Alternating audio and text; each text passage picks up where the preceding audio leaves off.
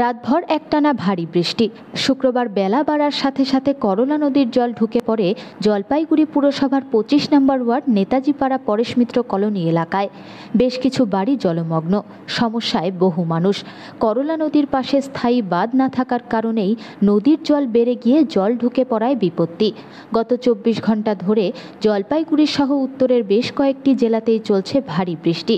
গত ২৪ ঘন্টায় জলপাইগুড়িতে বৃষ্টিপাতের পরিমাণ ১৪৩ মিলিমিটার, শিলিগুড়িতে ২২৩ মিলিমিটার, মালবাজারে ৭১.১০ মিলিমিটার।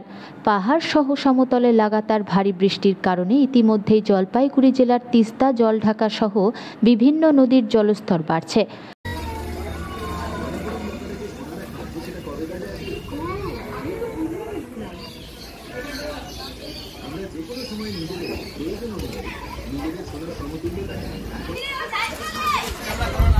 না না উঠবে না তোদেরটা, ওইটা না না,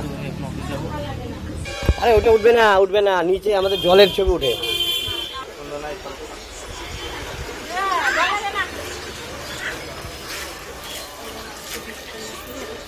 এখন অফিসের দেরি হয়ে গেছে, ১১টা বাজে।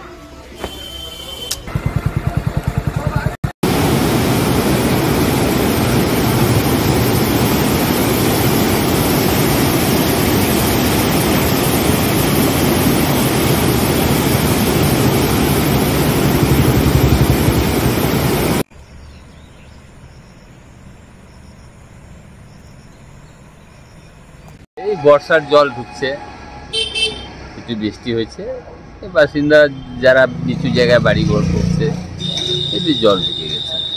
দেখি কোন নদীর জল? করলা নদী। কেন জল ঢুকছে কেন? বাঁধের এই বাঁধে একটু জায়গায় জায়গায় বাঁধ একটু কাটা আছে, ওইসব জায়গা দিয়ে জল ঢুকে। জল তো বাড়ছে নাকি? হ্যাঁ হ্যাঁ, জলটা বাড়ছে, ঢুকে যাচ্ছে জল। মানে কি বেলা বাড়ার সাথে সাথে জলও কি ঢুকছে? হ্যাঁ, বেলা বাড়ার যত বেলা বাড়ছে তত জলটা একটু বাড়ছে। তাহলে এটা চিন্তার বিষয় না একটু?